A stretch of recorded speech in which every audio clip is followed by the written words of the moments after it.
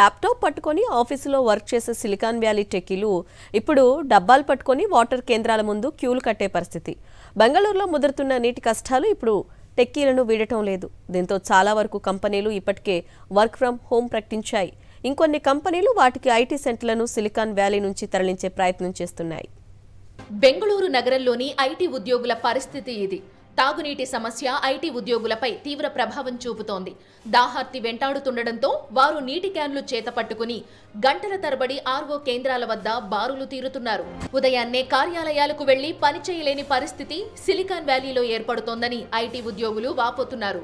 Employees को क्या चाहिए होता है कि रिलीफ चाहिए होता है ट्रैवलिंग वगैरह से, तो वो किसी भी वजह से मिल रहा है तो वो अच्छी बात है. पानी की वजह से वर्क फ्रॉम होम मिल रहा है, कभी सोचा नहीं था सच में.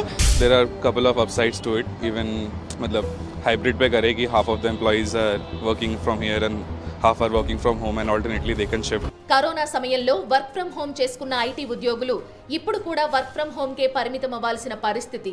దీనికి తగ్గట్లుగా బెంగళూరులోని ఐటీ కంపెనీలు వర్క్ ఫ్రం హోం విధానాన్ని అమలు చేస్తున్నాయి. కొందరు టెక్కీలు కుటుంబ సభ్యులతో కలిసి సొంత ఊర్లకు ప్రయాణం కట్టారు. నీటి కోసం ట్యాంకర్లను బుకింగ్ చేస్తే అవి ఎప్పుడు వస్తాయో తెలియని పరిస్థితి నెలకొందని వారంటున్నారు. వంట పాత్రలు కడిగే పని లేకుండా ప్రత్యామ్నాయాలు వెతుక్కుంటున్నారు. 25 లీటర్ల నీటి డబ్బాలతో ఎక్కువ మంది ఉదయాన్నే వాటర్ కేంద్రాల వద్ద బారులు తీరుతూ కనపడటం ఇప్పుడు బెంగళూరులో సర్వసాధారణమైంది. అనేక అపార్ట్మెంట్లలో నీటి రేషన్ వ్యవస్థను అమల్లోకి తెచ్చారు. నిర్ణయించిన స్థాయిలోనే వినియోగించాలి. ఎక్కువగా వాడితే జరిమానా విధిస్తున్నారు.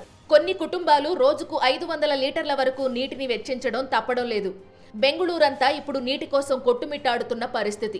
ట్యాంకర్లు బుక్ చేసినా కూడా రావడం లేదని చాలా మంది వాపోతున్న పరిస్థితి నెలకొంది.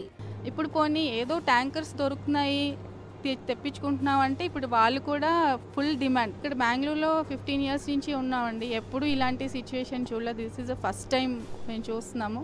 నీటి సరఫరా కోసం ప్రైవేట్ ట్యాంకర్లను బుక్ చేసుకున్నా సరే అధిక మొత్తంలో వసూలు చేస్తున్నారని వాపోతున్నారు సామాన్య జనం. గందరగోళం మధ్య ప్రజలు గొంతులు తడుపుకోవడానికి బిందెలు డబ్బాలు పట్టుకుని నీటి ట్యాంకర్ల వెంట పరుగులు తీస్తున్న పరిస్థితి బెంగళూరు నగరంలో నెలకొంది.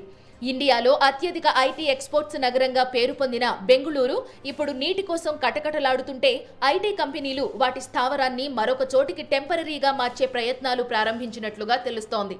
మరి బెంగళూరులో నీటి కష్టాలు ఎప్పుడు తీరుతాయో ఆ దేవుడికే తెలియాలి.